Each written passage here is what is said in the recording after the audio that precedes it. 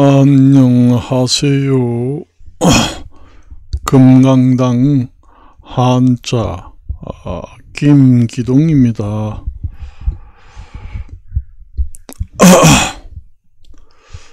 오늘은 2024년 1월 1일 새해입니다. 새해 복 많이 받으시기 바랍니다.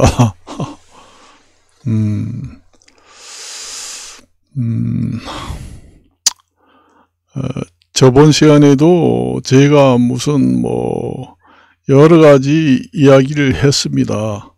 여러 가지 이야기를 했는데 사실상 전 세계적으로 이제 부정부패를 막을 수 있는 것은 모순의 원리를 이용해야 된다는 얘기입니다. 모순의 원리라는 것이 앞으로 미래의 기본 원리다. 요즘같이 지금 현재 상황에서는 극과 극으로 가고 있는 마당에서는 차세대 기본 원리로 대안이 될 수 있는 기본 원리다. 그것이 모순의 원리다 해서 제가 수없이 얘기를 했습니다. 지금 이 시대의 세태를 보면은 그 원리를 적용하는 게 딱 맞습니다. 그래서 전 세계적으로 이제 부정부패를 막으려면은 그 현상금을 이제 부정부패의 그 마지막 극이 뭡니까? 마지막 목적이 뭐예요? 부정부패하는 마지막 최종 목표. 지 목표가 뭐냐? 돈이잖아요.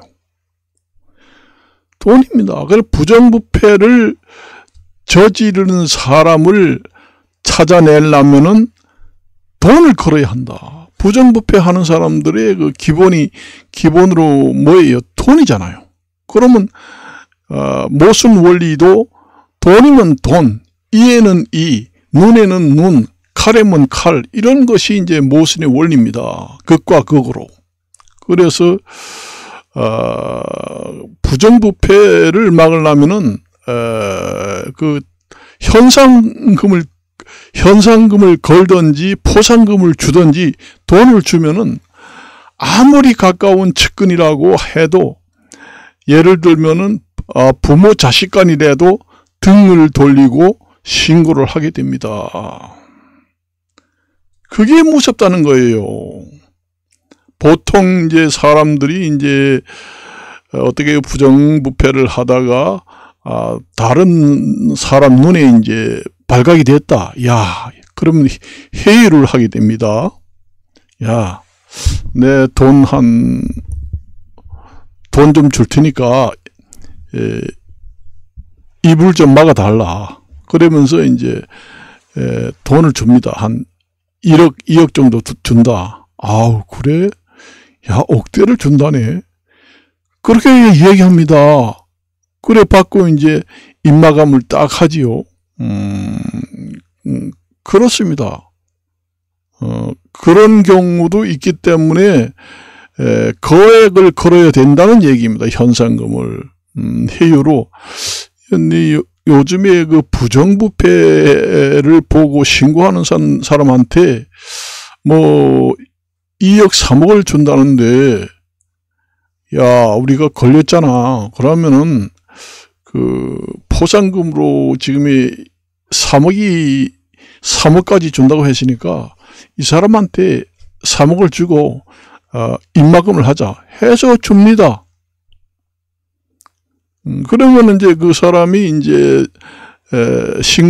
경찰에도 신고를 안 하고 입을 딱 막아버리는 경우도 있어요. 그렇기 때문에 내가 항상 거액을 걸어야 한다 하는 얘기입니다.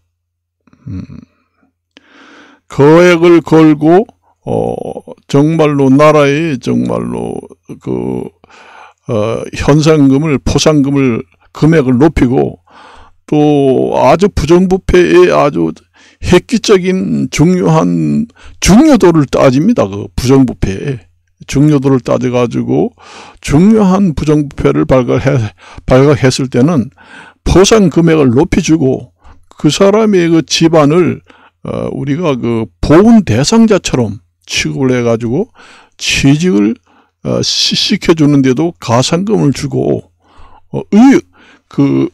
의로운 사람이라고 해서 표창장을 주면서 정부에서 취직할 때에 가산금을 부여하고 포상금도 두둑하게 주고 그렇게 이제 주면은 입막음을 하는 사람도 돈이 너무 많이 들어간다. 그래서 국가에서 포상금을 주고 현상금을 내 그런 게 너무 액수가 크다.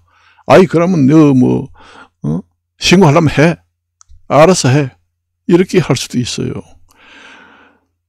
전부 다 지금의 현재 우리나라에서 돌아가는 폐륜화, 결국은 저번에도 얘기를 했지만은 그 기초연금을 한 달에 40만원씩 기초연금을 40만원씩 40만원을 받는데 그 기초연금이 탐이 나가지고 가족 간에 사망 사건이 일어났습니다. 매달 받는 기초연금이 40만원이 얼마 됩니까? 그 돈 때문에 가족을 죽인다. 그 사건이 있었습니다. 거짓말이 아닙니다. 뉴스에 나오는 얘기를 하는 거예요. 그렇기 때문에 부정부패 척결을 지금의 우리가 국력 소비가 너무 정부가 바뀔 때마다 지난 정부의 수사로 인해서 너무 국력 소비가 많이 되고 온갖 국력 소비가 그런 데만 쏟아붓다 보니까 제대로 민생이라든가 여러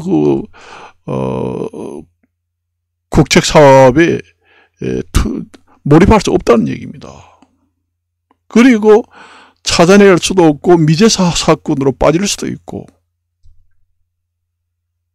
그렇습니다. 그리고 요즘에 부정부패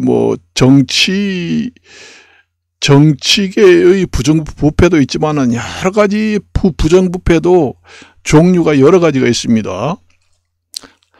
요즘에 지능형 부정부패를 하기 때문에 아무리 요즘에 과학 수사 휴대폰 포렌식 수사 수사 기법이 지금의 최신 지능형 범죄를 따라가지 못하고 엄청난 괴리가 있습니다. 사람이 지능형 머리를 많이 써가지고 고도의 지능형 범죄들이 날고 뛰기 때문에 과학 수사 기법이 거기에 뒤따라가지 못하고 점점 간극이 벌어진다는 것을 갖다가 우리가 괴리할 때 괴리라는 게 한자입니다. 그걸 아세요. 탈승자에서 사람 인자를 뺀 것이 이 괴자입니다. 그걸 아십니다. 사람이 탈 때 누가 타나요? 그래서 괴리가 너무 심하다 하는 것도 떠날 이자. 그래서 그런 것도 생깁니다. 그래서 원래 돈 금액이 그러니까 우리가 옛날에 보잖아요. 전 세계에서 전쟁에서 전범을 이제 신고하는 사람한테는 $10,000,000를 주겠다 해가지고 바로 가장 전범 중에서도 바로 밑에 최고의 측근, 복심, 그러니까 피를 나눈 부자지간 같은 그런 사람들도 등을 돌리면서 신고를 해가지고 $10,000,000를 받습니다. 평생 먹고 살 수 있으니까 배를 두드리면서 고복 음락을 하면서 산다는 얘기입니다. 그래서 현상금이 작으면은 가장 최측근 부모 자식 간의 그런 혈맹 관계라고 해도 등을 돌리면서 신고합니다. 만일에 부모 자식 간에 관계 있었다. 현상금이 1,000억 달러를 준다. 그러면은 아들도 아버지를 신고를 합니다. 그렇게 되는 거예요. 그게 무섭다는 겁니다. 그냥 경찰이 압수수색을 해가지고 찾는 것보다 그 효과문에서 엄청난 그 주요 효과가 나타날 수 있는 것이 현상금 제도, 포상금 제도로 부정부패 아니면은 악랄한 전범이라든가 지도자를 찾다 못 찾을 때 그 모순의 원리를 적용하게 됩니다. 그러니까 마지막 특단의 마지막 그 대책을 세운다. 그 얘기입니다. 극단의 대책입니다. 죽기 아니면 살기다 하는 거 우리가 보통 얘기하잖아요. 그게 바로 모순의 원리입니다. 죽기 아니면 살기로 해보자. 그 극단의 극과 극으로 이제 하는 겁니다. 죽지 않으면 살겠지. 그러니까 결사 투쟁을 한다는 것도 모순의 원리를 이용한 거예요. 그래서 그 국제적으로 그 아주 악랄한 지도자를 내가 누구라고 얘기는 하지 않습니다. 악랄한 지도자를 현상금을 걸어가지고 제보를 받아가지고 사망시켰잖아요. 그리고 그 사람이 어디 지금 있으니까 정확하게 이쪽으로 복교를 하십시오. 그리고 사망하면은 그 DNA 검사까지 확인을 전부 다 한 후에 맞으면은 100% 포상금을 주실래요? 오케이. 하니까 이제 제보를 철저히 해가지고 죽이고 시체까지 DNA 검사해가지고 확실히 하다. 세계적 지도자는 전부 다 DNA를 전부 다 확보가 돼요. 돼요. 범죄인이 아니라 워낙 세계를 움직이는 사람들이다 보니까 나쁜 의미로 확보를 하는 게 아니라 그 세계의 유명한 지도자들의 DNA는 철저한 보안 관계에서 확인할 수 있는 DNA는 확보를 하고 있다. 그렇게 보시면 됩니다. 그래서 그 전에 이런 얘기가 있습니다. 옛날에 세계에서 가장 악랄한 지도자는 똥오줌 변도 밖으로 새지 못하게 받아가지고 알게 모르게 폐기 처분을 했습니다. 거기에서 DNA를 채취해가지고 그 DNA를 제보하는 사람한테는 포상금을 주게 돼가지고 그걸 확보를 하지 못해 혈안이 되어 있는 사람도 있거든요. 정보기관들이 다 그렇게 해요. 그래서 그 똥오줌 병원도 함부로 맡겨가서 유명한 사람들은 참 마음대로 싸기도 힘들다는 얘기입니다. 그걸 아시죠? 이런 거는 제가 배워서 하는 게 아니라 제가 한학자잖아요. 한학자이기 때문에 그 한자 한문의 경지에 어느 정도 지식이 올라가게 되면은 창의력이라는 게 창의력이라고도 하고 유추할 수 있는 능력이라고도 합니다. 그 범위에서 지금 유추해서 얘기하는 겁니다. 그러니까 99%가 맞다고 얘기하죠. 그러니까 그렇게 참고하고 들으시면 됩니다. 그래서 제가 파파라치 제도라는 것을 이용하자 하는 전 세계적으로 부정부패가 부정부패 색출, 그 다음에 악랄한 전범, 악랄한 지도자를 찾아낼 때 돈을 건다 하는 걸 현상금을 걸고 포상금을 준다 하면은 잡은 후에 돈을 지급하는 겁니다. 그런 제도를 하자는 얘기예요. 파파라치 제도라는 게 그마침 무섭습니다. 전 세계 사람들이 다 감시를 하니까. 그리고 가장 바로 옆에서 가장 복심이고 측근들도 돈의 욕심 때문에 등을 돌리고 신고할 수 있거든요. 그렇기 때문에 아무리 가까운 사이라도 항상 지목을 받는 사람은 불안하거든요. 살기 못합니다. 불안해요. 그래서 세계의 지도자 중에서는 밤에 잘 때도 잠을 설칩니다. 그래서 오래 못 사는 이유가 있습니다. 그래서 바로 베개 밑에다가 권총을 넣고, 그 다음에 보드까지 전부 다 배치를 하고, 보안 요원을 다 배치를 하고, 이렇게 잠을 잔다고 해도 항상 위협을 느낍니다. 아무리 안전하고, 그렇게 한다 해도. 그래서 잠을 푹 자지 못하기 때문에, 그런 국가 체제에서는 장수할 수 없는 대개 지도자들이 빨리 죽는 이유가 거기 있습니다. 그렇게 스트레스를 받게 되면은 술, 담배, 세계에 미쳐버린다. 그 얘기입니다. 여러분들이 마약을 왜서 중독이 많이 생기느냐. 스트레스를 스스로 자기가 해결을 못하게 되면은 약물에 의존하게 됩니다. 약물에 의존해가지고 해결하려고 그래요. 그래서 술, 담배, 도박, 마약에 빠지게 됩니다. 그리고 섹스 중독에 걸리게 돼요. 그러니까 너무 스트레스를 많이 받으니까, 야, 오늘 스트레스 받았는데 술 먹으러 가. 술 먹고 좀 머리 식혀야 되겠다. 너무너무 피곤한데, 야, 어디 좀 스트레스 풀 곳이 없나? 어디 술집이라도 가자.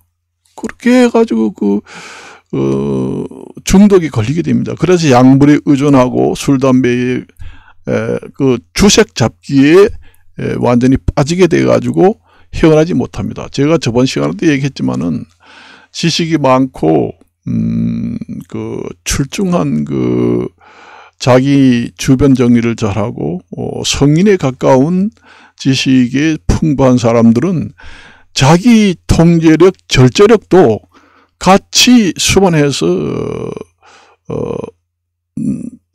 수행이 됩니다. 수신제가 치국 평천하라고 항상 대학에서 8조목이 있습니다. 8조목 중에서 후반부에 이제 수신제가 치국 평천하. 그 얘기에서 수신이라는 게 그게요.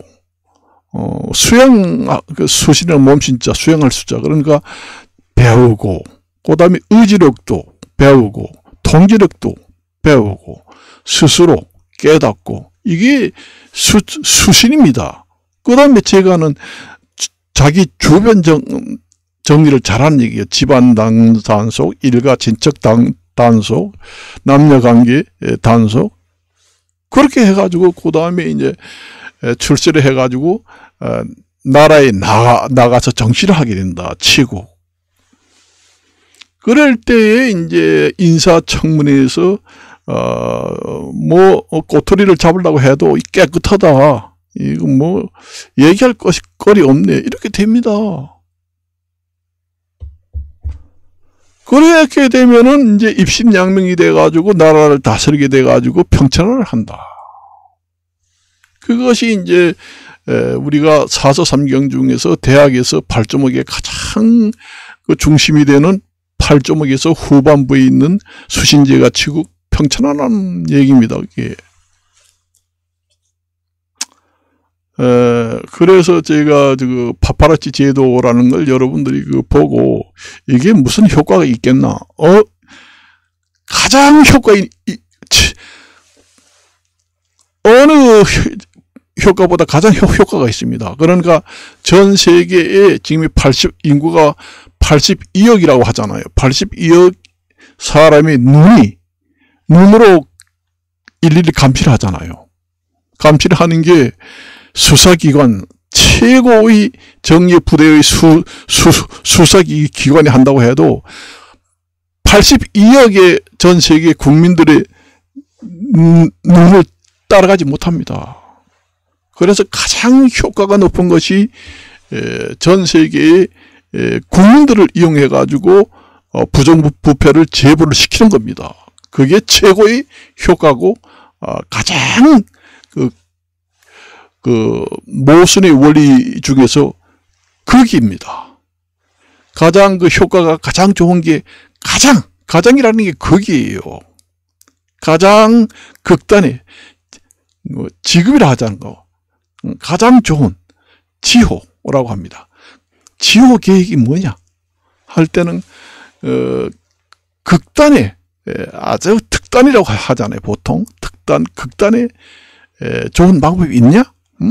그래 모순의 원리 얘기하면 그겁니다. 바로 파파라지가 돈을 걸고 전 세계 눈을 이용해 가지고 범인을 잡는 것이 최고예요. 그보다 좋은 카메라가 어디 CCTV 맨 82개를 갖다가 틀어놓는 것보다 훨씬 낫습니다. 그리고 아버지 부모 자식 간에도 돈을 많이 준다고 하면은 아버지를 고발합니다. 그 기초연금 40만 원 때문에 부모를 죽인 페루나가 생기는 판인데 1,000억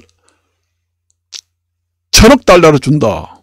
그러면 평생 먹고 살고 마누라도 뭐 한두 명 데리고 사는 게 아니라 여러 명 데리고 살고 일주일마다 돌아가며 세계 여행을 하면서 마누라 쾌락을 즐기고 그렇게 살 수 있습니다. 그래서 옛날에 그 호색가들은 여자 같은 경우에는 일단 섬에 전부 다 둡니다.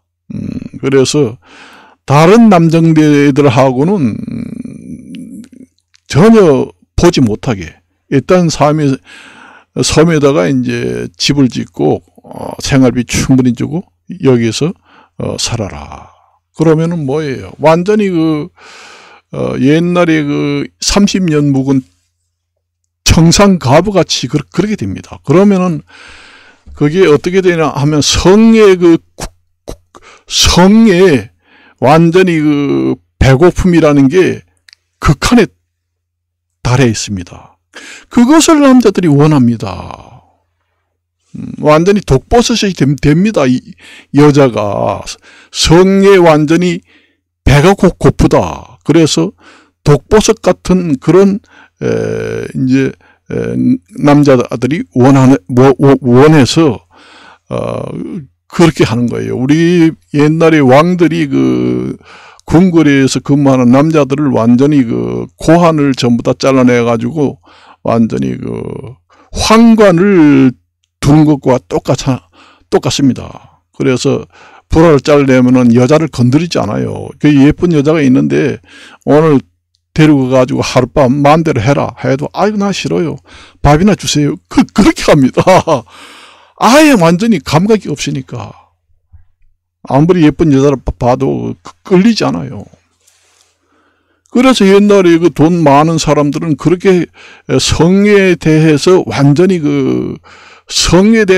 완전히 배고픔을 극대화시켜 가지고 부부 생활을 하게 되면은 완전히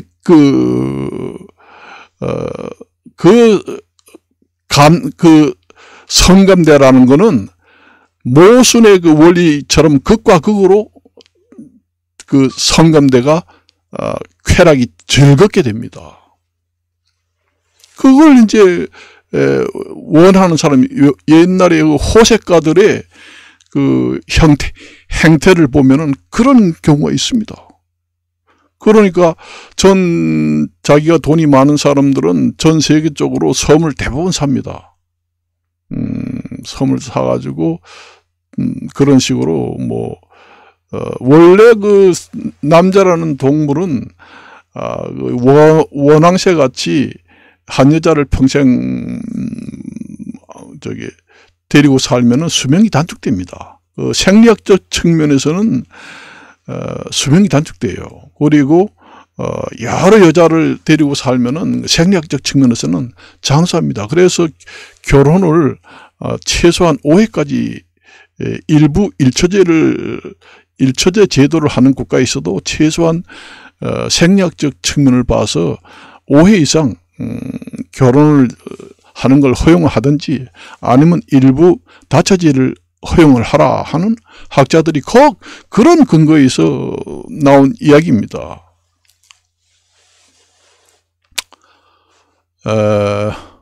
그래서 제가 그 파파라치 이런 것도 이제 1,000억 달러를 준다고 하는데, 그 아버지 엄마를 등을 돌리면서 신고를 합니다.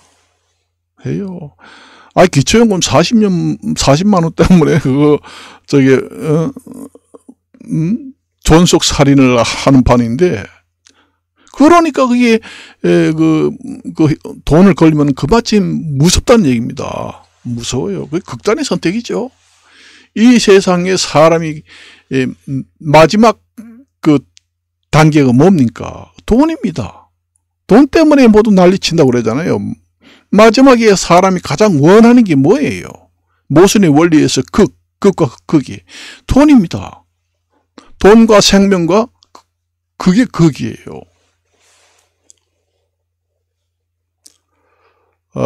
그래서 저 파파라치 제도를 제가 거기서도 얘기했고, 또 간단히, 그건 또 간단히 얘기하고 다음에 또 좀 얘기를 하는 거 하고, 제가 오늘 지금의 좀 뉴스를 보고 뉴스를 보고 제가 이제 그 유튜브의 소재를 아이디어를 얻어가지고, 여기서 얘기를 많이 합니다.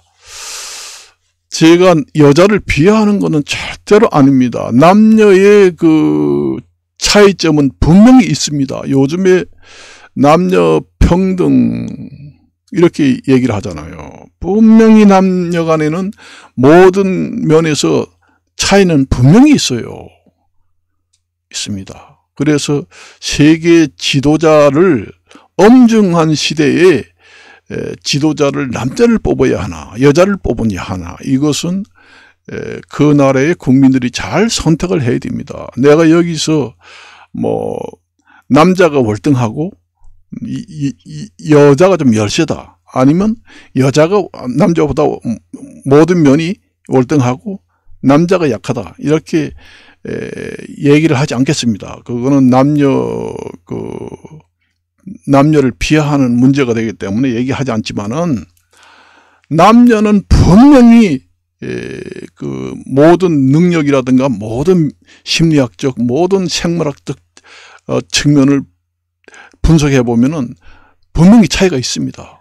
그런데 우리는 현실에서 남녀 능력의 차이를 두지 말고 남녀 평등이다 이렇게 얘기하지만은, 그 제도상 그렇게 평등으로 주장하지만은 생리학적 측면에 들어가서 세세히 분석하면은, 엄중하게 분석하면은 차이가 많이 있습니다. 그래서 전 세계 지도자를 뽑았을 때, 그리고 전 세계의 지도자가, 우리가 인류 역사가 이 세상에 태어나고 세계의 지도자가 남녀 중에서 그 분포도를 좀 확인해 보고, 어떤 면에 참 극한 상황에 도달했을 때 해결 능력을 잘한 사람이 있는가 없는가, 이런 분석을 해야 됩니다. 그래서 과연 최고의 지도자를 남자를 뽑아야 되냐 여자를 뽑아야 하는 것은 그 나라의 국민들의 운명이 달려 있습니다. 그리고 전 세계의 운명이 달려 있습니다. 그래서 분명히 차이가 있습니다. 그래서 이렇게 지금의 전 세계가 혼란스럽고 다사다난하고, 정말로 세계는 급하게 돌아간다. 그러니까 모순의 원리처럼 모든 것이 휩싸여서 돌아간다. 극과 극으로 돌아간다. 이때에는 대통령 뽑을 때 남녀의 그 분명한 차이가 있으니까, 그거는 이 유튜브를 듣는 분들이 스스로 판단했어요. 저희가 뭐 어느 것이 낫다 이런 얘기는 하지 않습니다. 분명히 차이가 있으니까 이런 엄중한 시기에서는 그 남녀관계 지도자를 뽑을 때 남녀하고 여자하고는 일치하지 않습니다. 모든 능력을 비교했을 때. 그러니까 분명히 차이가 있다. 심리학적, 생리학적 여러 다양한 측면에서 봤을 때. 그래서 어느 전 세계 국가들은 이제 앞으로 대선도 있고 선거가 있을 때 그런 것을 어느 정도 생각을 해야 됩니다. 분명합니다. 그거는. 그래서 지금의 세상이 돌아가는 게 좀 혼란스럽고 난세가 아니에요. 난세인데 그 남녀 관계를 어떻게 해서 선거를 할 것인가, 이거는 자기 유튜브를 듣는 사람이 스스로 판단해 가지고 해야 됩니다. 분명히 차이가 있으니까 이 지금 세상이 극과 극으로 가는 때 엄중한 시기에는 그런 것도 한번 생각을 해봐야 됩니다. 참 서로가 사이가 좋고 정말 해빙 무드다 하면은 뭐 그런 걸 왜 따지겠습니까? 따질 필요가 없겠죠.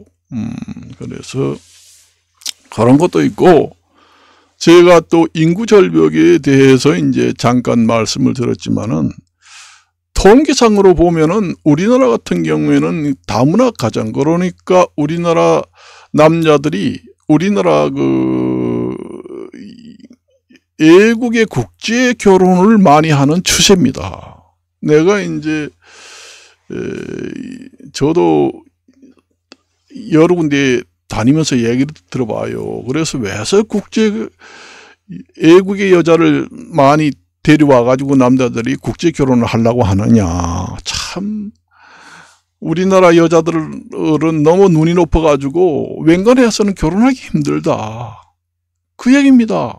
그래서 어떤 남성들은 참 내가 정말 능력이 좋고 탁월하지 않고서는 우리나라 그 국내 여성하고는 결혼하기도 힘들고 연애하기도 힘들고 그렇다고 얘기합니다. 그래서 그 한창 젊을 때 연애를 할 곳을 없잖아요. 요즘에는 유흥가도 전부 다 없고, 옛날에는 그 공창가라고 해서 나라에서 인정해 준 그 유흥업소들이 있었습니다. 그래서 매춘 행위도 공인으로 인정을 했어요.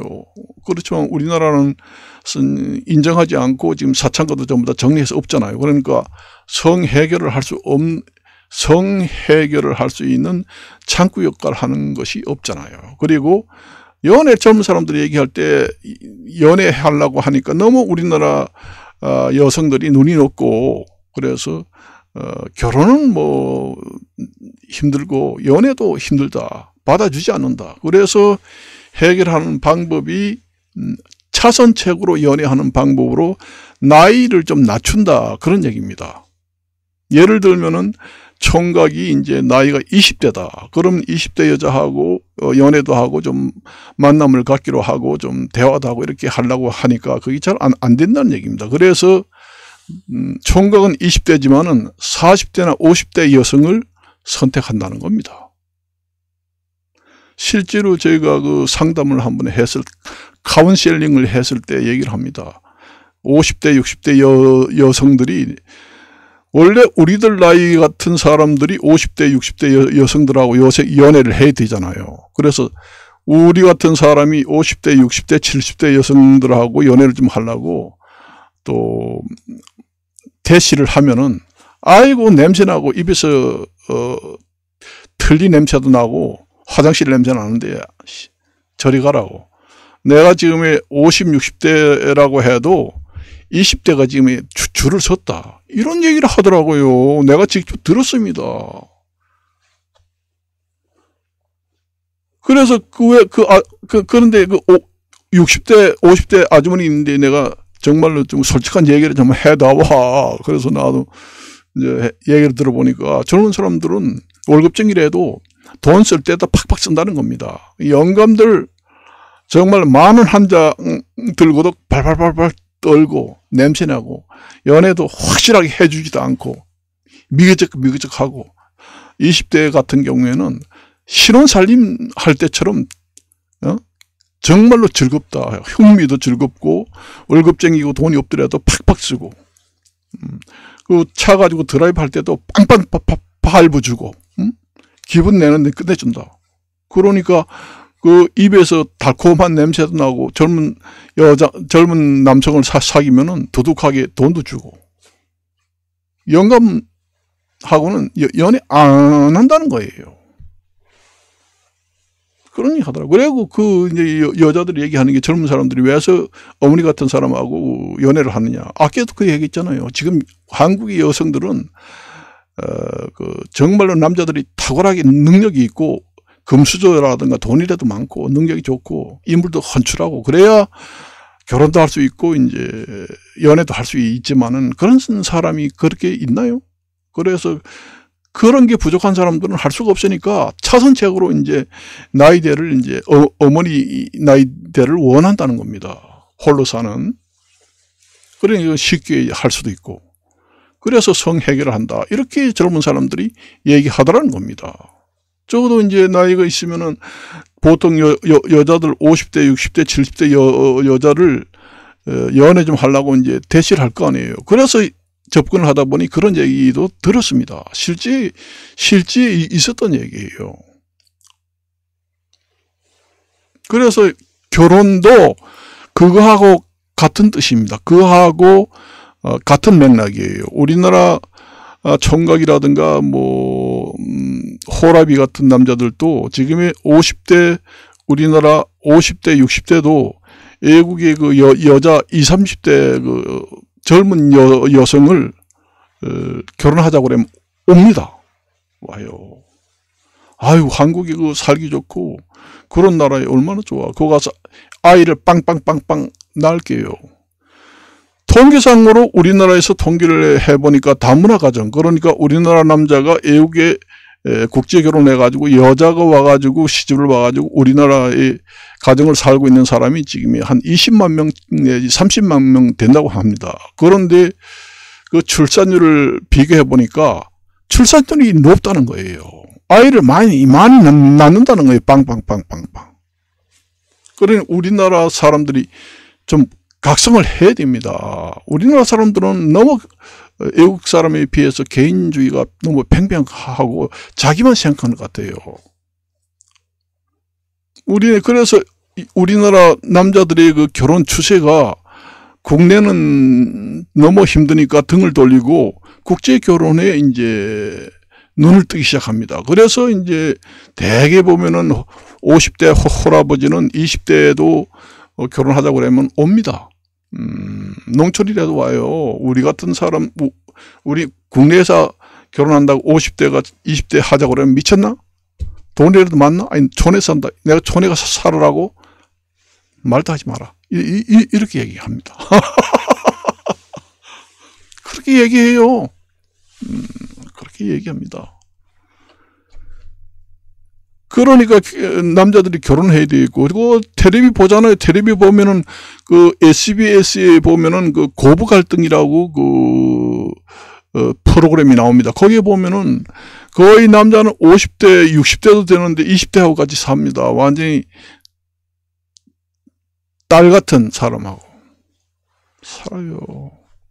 외국 같은 데는 살기 어렵잖아요. 우리나라보다 생활 수준도 낮고, 우리나라는 그래도 전 세계적으로 경제력이 10위권에 들어가는 나라라고 하다 보니 너무 산업화되고 고속 성장을 하고 황금만 시대가 되다 보니까 거기에 이제 동반해서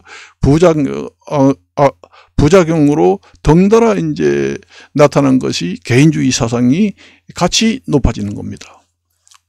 지금은 돈 없는 사람은 결혼 못하고, 돈 없는 사람은 출세 못하고, 돈이 부족해가지고 부모님이 도와주지 않고서는 터전을 잡기 어렵고 그런 시대가 됐잖아요.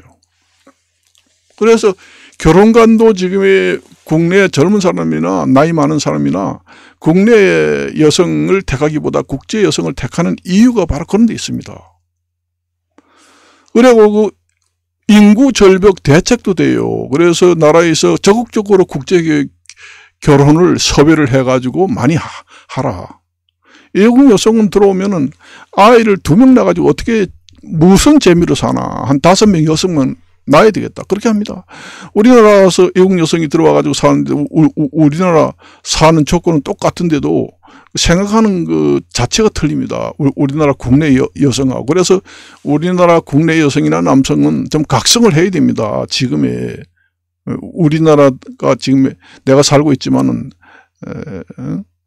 너무 무관심하게 지나가게 되면은 그 다문화 가정이 우리나라의 전체를 앞으로 차지할지 모릅니다. 거의 인구의 5천만 명이라 하면은 거의 90%, 4,500만 명이 다문화 가족이 물갈이하는 국가, 국민이 될 확률이 높다. 그런 얘기. 그러면 우리나라 토속 민족은 설 자리가 없습니다. 도태되고 완전히 소멸되게 됩니다. 그걸 아셔야 돼요. 스스로 각성을 하지 않으면은 밀려나게 돼 있어요. 그게 자연의 섭리 원리입니다. 모순의 원리도 있지만은 섭리의 원리도 있어요. 그래서 섭리의 원리는 가만히 놔두지 않습니다. 어떻게 흘러가는 것을 너무 과대하고 너무 과하게 지나치게 흘러가는 것은 그 섭리의 이론에 의해서 그대로 내버려 두지 않아요. 그게 자연의 섭리 원칙입니다. 전 세계적으로 기혼 이상 기혼이 있으면서 잠자리가 2,500배 뭐 몇 배 번식을 많이 하게 됐다. 이런 얘기도 나오잖아요. 그래서 자연은 그대로 놔두지 않습니다. 인구가 이렇게 증가를 하면은 자연이 그냥 그냥 내버려 두지 않아요. 그래서 섭리의 원리라는 것은 자연이 파괴돼 가지고 나빠지면은 자연재해가 일어나 가지고 사람이 너무 늘어났으니까 자정 능력으로 자연이 인구 감소를 해결하게 됩니다. 그래서 그냥 인구 증가가 끝도 한없이 무한대로 계속 증가를 하는 것을 자연의 섭리는 내버려 두지 않아요. 자연재해가 지금은 아무것도 아니지만 앞으로 인구가 점점 많이 생기게 되면은 자연재해가 더 파괴되게 되면은 자연재해가 지독해집니다. 그래서 이제 사람을 더 많이 자연재해로 죽게 만들어서 더 이상 인구 증가를 못하게 합니다. 그게 섭리의 기본 원리예요. 섭리 기본 원리입니다. 그냥 내버려 두지 않는 원리가 자연의 섭리다. 그걸 아셔야 됩니다.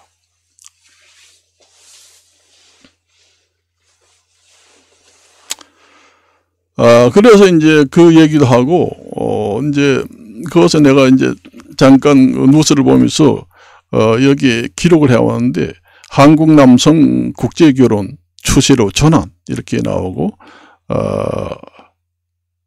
그리고 여기 또 내가 뉴스를 보고 들어가면, 거대 인구를 가지고 있는 국가를 끌어안아야 된다. 지금의 우리나라도 무역을 할 때 인도라든가 중국 이런 나라들은 그 인구가 많잖아요. 인구가 많기 때문에 그 두 나라 중국이라든가 인도 같은 나라하고 경제 협력을 해가지고 활발한 무역을 한다. 그러면은 조그마한 인구를 가지고 있는 나라 20개, 30개를 무역하는 효과가 그대로 나타납니다. 그거 무역 경제 측면에서도 그런 효과가 나타나지만은 전쟁이 나고 극과 극으로 갔을 때도 그런 효과가 나와요. 세계적으로 경제 제재를 할 때도 인구가 많은 국가를 끌어안게 되면은 어떤 나라가 잘못해서 경제 제재를 할 때 그 효과가 몇 배로 나타납니다. 그걸 아셔야 됩니다. 그만큼 크다는 거예요. 예를 들어서 인도 같은 경우에 인구가 만일에 15억이다. 그러면은 1억을 가지고 있는 나라 15개의 나라를 사귀는 것과 같은 효과가 나옵니다. 완전히 100% 똑같지는 않지만은 그만큼 효과가 있다는 얘기예요. 경제 제재할 때도 마찬가지입니다. 전 세계가 무슨 일이 있어가지고 경제 제재할 때 인구가 많은 나라를 우리 무슨 진영이든 간에 끌어안아야 된다는 얘기예요. 끌어안아야 경제 제재가 효과가 납니다. 그 인구가 많기 때문에 석유 같은 거 이제 팔지 못하게 경제 제재로 세계적으로 한다. 그런데 그 인구가 많은 나라를 끌어안고 있는 나라가 경제 제재를 받고 있다. 그 나라는 인구 많은 나라 한 서너 개만 가지고 있으면 그 나라하고 교역만 해도 경제 제재 같은 효과가 먹히지 않거든요. 그런 구도가 생기게 됩니다. 그래서 인구 많은 국가를 우선적으로 끌어안고 국제관계를 활성화해야 된다. 경제적 측면도 있지만은 전쟁을 했을 때 아니면 경제 제재를 했을 때 그 밖에 여러 가지 여러 가지 경우가 발생했을 때 그 효과는 확연히 효과가 차이가 나고 안 나고 그런 관계에 있다. 그런 얘기를 개략적으로 얘기를 해 드립니다. 그 다음에 이제 제가 어제도 얘기했지만은 그 농사를 우리나라의 그 국제 결혼을 해가지고 여자가 이제 농촌에서 살고 있으면서 이제 다문화 가정입니다. 농촌 다문화 가정이에요. 거기에서 이제 제가 어제 이제 문자를 받았다고, 새 인사를 받았다고 했잖아요.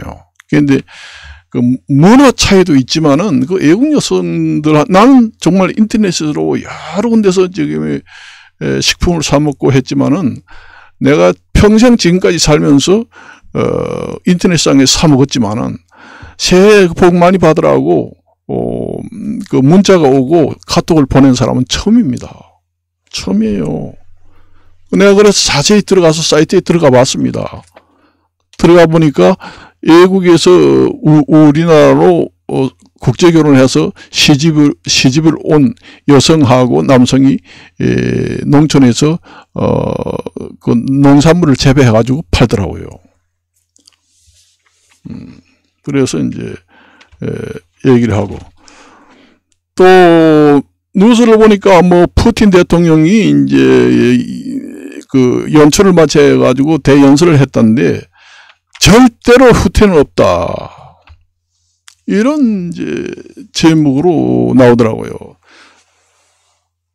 그런 마음이 있잖아요. 자기가 대통령, 누구든 간에 만일에 내가 푸틴 대통령을 비견해서 얘기하지 않고 다른 걸로 얘기하겠습니다. 우리가 이제 만일에 우리나라에서 전쟁이 났잖아요. 그러면 우리나라의 그 작전 지휘를 하는 장군이 있잖아요. 장군이 있으면은 우리나라 장군들도 전쟁에 임했을 때 지기 싫잖아요.